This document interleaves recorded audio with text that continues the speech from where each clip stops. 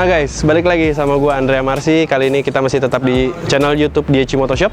Nah, melanjutkan video yang kemarin, kita kan setelah kita terima motor, mesinnya kita lepas dari frame-nya juga mulai kita kerjain di luxury carbon fiber.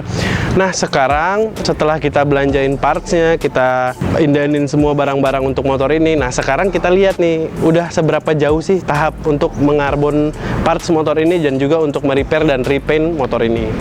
Jadi ini juga sedikit informasi buat kalian, jadi kalian bisa ngelihat step-step apa aja yang kita butuhin untuk nge-repaint dan juga untuk mengarbon parts itu sendiri. Jadi yang penasaran, langsung aja yuk kita lihat prosesnya seperti apa susahnya, dan butuh berapa lama untuk mengerjakannya. Kita langsung lihat aja ya guys, ayo.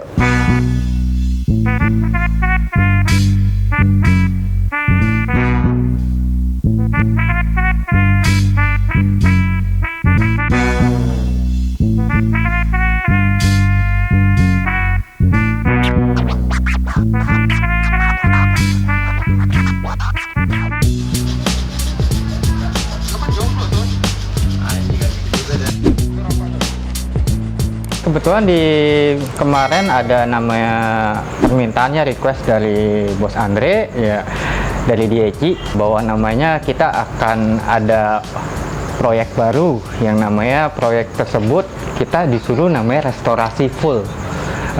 Orderannya adalah Vespa itu pas namanya ditangkap konsep, kita kira namanya hanya cuma di repaint aja, ternyata ada nama harus karbon, ada nama hanya repaint, ada yang modifikasi, bahkan main mesin. Hari pertama kita lakukan adalah kembali pembongkaran, selanjutnya kita lakukan adalah pemilihan kerusakan, terus kita lakukan pendempulan. Setelah kita lakukan pendempulan, kita pun memberi dasaran itu untuk semua warna.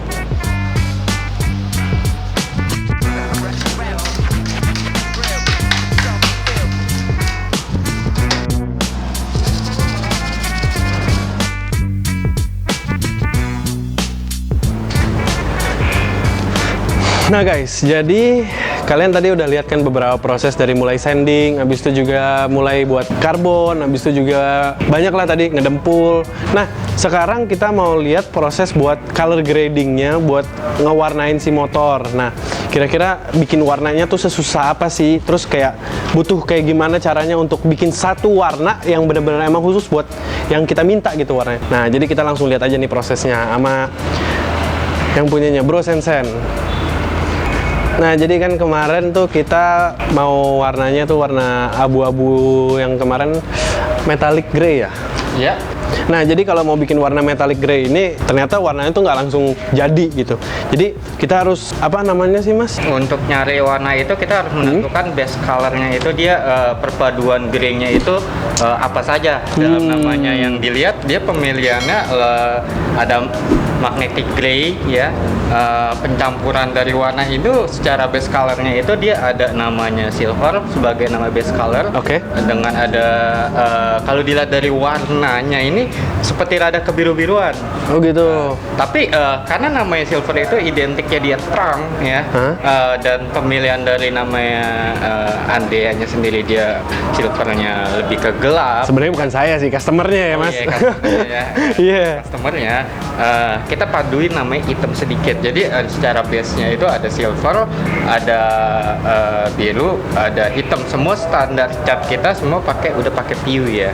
Jadi warnanya tuh dioplos dulu guys, bukan oplosan ya, miras oplosan bukan kan bang? Bukan lah. Oh iya bukan. Bisa dikomplain. Bisa dikomplain. Jadi kita lihat aja langsung nih cara ngoplosnya kayak gimana sih. Gue juga penasaran sih sebenarnya.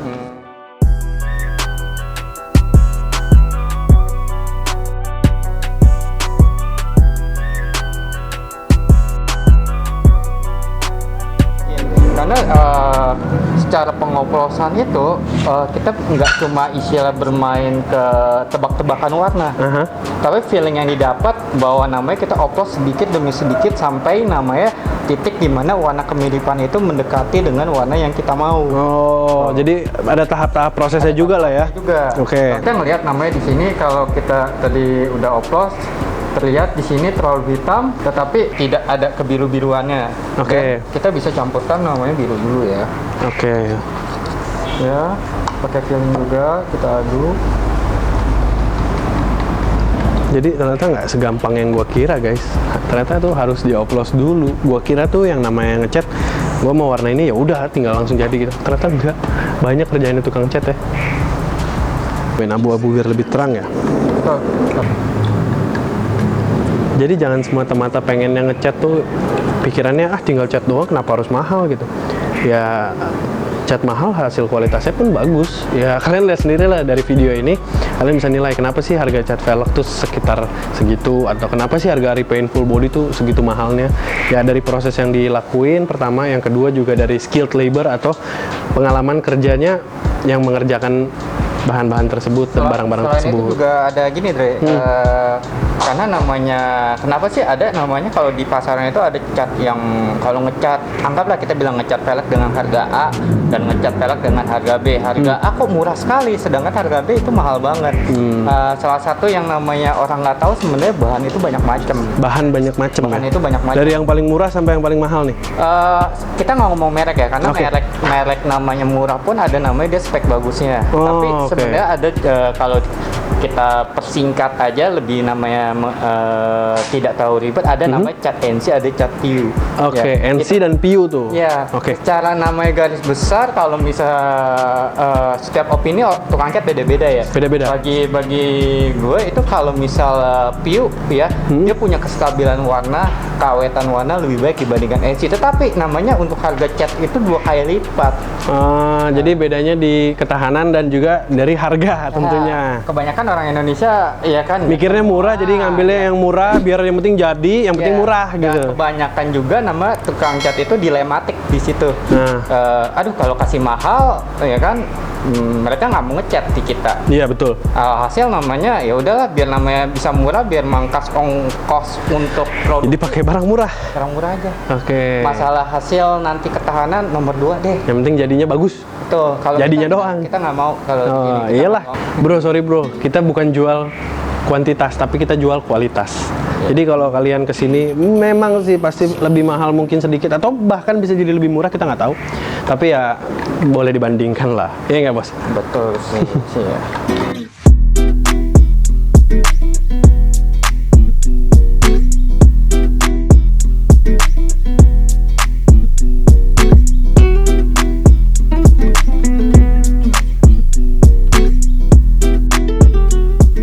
Tahap pertama yang kita lakukan, pertama kali kita memilihkan warnanya dulu. Warna yang the best untuk Vespa itu apa? Yang cocok untuk konsep part-part yang ditanamkan.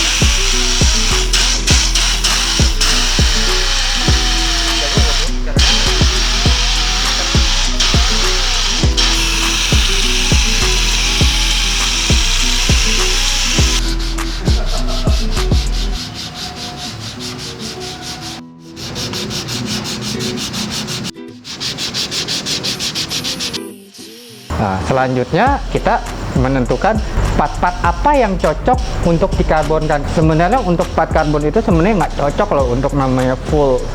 Ya, yang cocok itu adalah gimana namanya bagian-bagian tertentu dari suatu motor itu dikarbon dan meningkatkan estetika motor tersebut.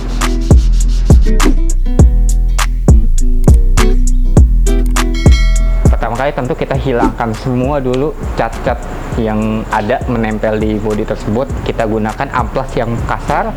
Tujuannya itu untuk mengunci yang disebut resin, ya kan, untuk dia bisa menempel sempurna ke plastik tersebut.